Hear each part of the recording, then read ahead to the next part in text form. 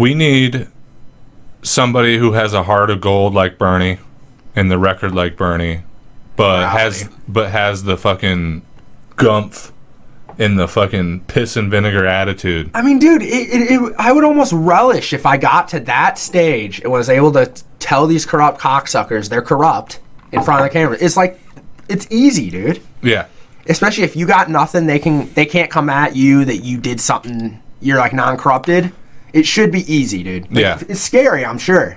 Well, dude, but I'm sure even Donald Trump had some fear saying some of the shit he said. I'm sure Donald Trump like felt a little bit like, this is gonna fucking piss some people off, but he did it, and look where it got him. Yeah. Well, and you know what, man?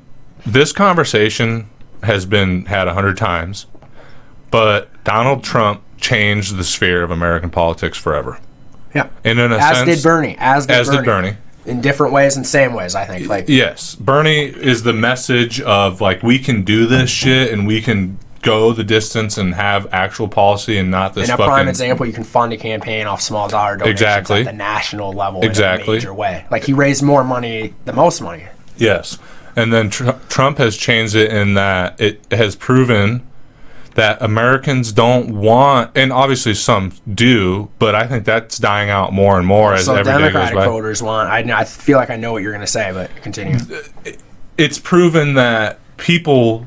the average disenfranchised voter wants a degree of authenticity. And an asshole, even. Yes. Because, dude, they want someone who's... Because they're pissed. And that is what Bernie is in a lot of ways, is someone who's pissed off at the system. That's why the media is like, but then he comes off as angry. Ball. Yes. People like that about him. Yes. But yes, and he does drop it, like... He doesn't go the distance how Trump I think against Trump, he would have been more ruthless. Oh, like, yeah, 100%. For sure. But why won't you do it? And I don't give a fuck if Joe Biden's your friend. Like, dude... Well, let's be honest, they're not actually friends. They're just cordial to each other, I'm sure. Yes. They've had maybe talks and dinners and some shit because they're... I don't know, man. But, dude, is Biden and I been acting like you're a friend? No. Yeah, and that's the thing. That's what... And I was thinking to myself, like, just about this whole thing, and I was thinking, you know, I've thought about running for politics and stuff. I don't know, mayor or city council, starting there.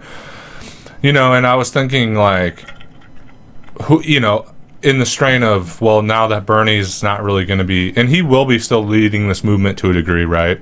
He's got a powerful voice that will rally us. But I was thinking, like, who's going to come next? And you and I talked about, like, we need somebody, right, that has the heart of gold like Bernie, but the viscerality of Trump. And I was thinking, you know, I'd love to run for politics someday at whatever level of office, but they'll dig shit up on me. Yeah, but you can dig shit up on them. Like, something Paul Wellstone did that I really enjoyed, he was a senator in Minnesota. He was like a Bernie. Yeah. He would talk about the candidate. Like, when Bernie says you're funded by the millionaires and billionaires, you should go deeper and be like, you're funded by Boeing, and then name, like, the CEO who funded him, and, like, start naming names. And then do a tie the people to the corruption that you're talking about. Like, exactly. And then do a crossover and be like, you got this much money from Boeing or Halliburton this year, and that same year you voted on this defense budget, that contract. Like people hear the billionaire shit and they get it, but if you connect those dots down to, like, how that money, because... And I see it at the local level, how easy it could be. Like, at Mason City, call out the local corruption, and because people know the local corrupt bullshit people at least a little bit, you know? Like, the local big business. Yes. And at the state level, you can call out Monsanto, or whatever it's called now, Bayer. I think it's called Bayer. Yeah. Call out the Farm Bureau. DuPont. Why does no candidate ever do this? Because it's scary. Yeah, it is. It's fucking... Dude, these... Well, you could literally... People who call out the big hog industry, dude...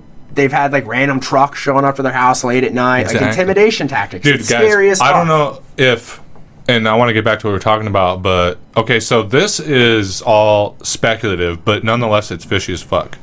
So Johnny and I have been involved in activism in our state of Iowa for quite some time. About 5 years now. Not to overinflate, I could be doing a lot more. No, but we've been involved, and one of the biggest issue probably in Iowa is the stranglehold that industrial agriculture and big meat packing has on our state. They're destroying our topsoil.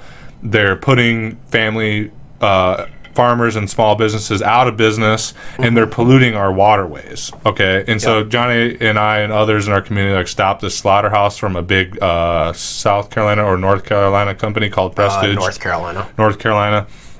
We've done that. We've done other stuff with Iowa CCI, but there is a story, and I don't know all the details. Maybe you guys can dig into it and look into it yourselves. But there was this family that lived, on like a rural county road, and I can't remember exactly, but they were either speaking out against the big... They built a hog confinement right next to the house that was like fucking their shit up. Like you get hella flies that come now, and like the smell is terrible. Like you can't even leave your house. Because they just spray hog shit on the fields nearby. Yeah, it's fucked up. Okay, yeah. So they were speaking out against that or doing something, and if I remember the story correctly, they were just gone one day. Or something, right? Like trucks were showing up all the time late at night and just flashing bright, how some of those trucks had got the top. They got the thing on the side. Fucking. And then one day, like the dad was found like died in a weird car crash or something, and then later the son, who was like an older son, it wasn't like a 10-year-old son, it was like a 20-something, maybe even 30. He died in some weird ass way too, and they were both speaking heavily out about it, like the fucking.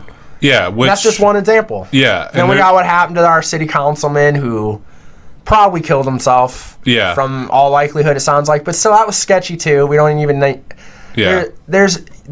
I don't know. It's just sketchy as fuck. So that's why people don't run for fucking politics, because you get intimidated and fucked with if you call out actual power. Yeah. Exactly. That's why I think a lot of people are corrupt, just because they're afraid to not to be. Well, yeah, man. They're like, well, if I don't take the money, they're just gonna fucking kill me. So yeah, what's that fucking quote that Pablo Escobar had? I wish I knew the Spanish quote, like, because in Spanish it's like more poetic and like scary sounding even, but it's lead or silver. Yeah. Like you either take the money, and I'll give you a lot of money and we'll make you rich and you'll have a good life. Yeah. Or I'll put a bullet in your head. Yeah. And that's politics in general in this country. What's that say about our country though? Like that, everyone knows that. I almost want to look that up. Like the dumbest people in society, they kind of know you don't speak out against shit or you fucking get fucked with. Exactly, man. That's like an underlying thing in America. It's odd. I don't know. Yeah, man. It's like, and it's I do feel it does feel like we're exiting that era where people are starting to have a pair and are willing to risk it all. It does seem like that's happening more. I don't know. Well, yeah, and that's the thing that does give me some hope. God, I just wanted to try to find this quote because it's like in Spanish. It's like, it sounds like an epic quote. Yeah, it's really like short. Oh, yeah, it's plato o plomo.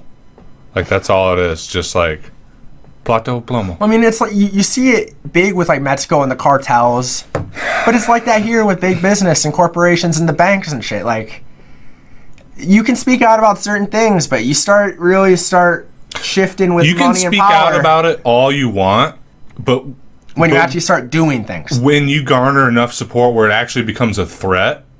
That's the thing, though. They obviously don't even want a lot of them even acting like they're like it, though. You know what I mean? Because they don't want it seeming good to start talking about these things. Yeah. You know what I mean? So but they allow it a little bit to but then they reel you in. They're like reel it in. Yeah.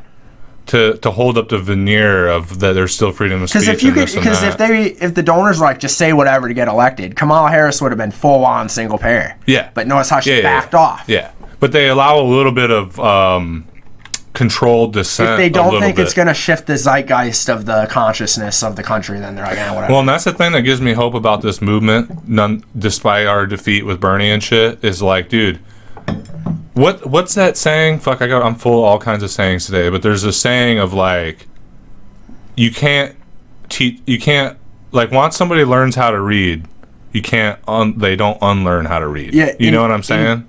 And did Bernie likely like spark the person that is going to accomplish it? Like, is it because of Bernie that now the narrative's changed forever?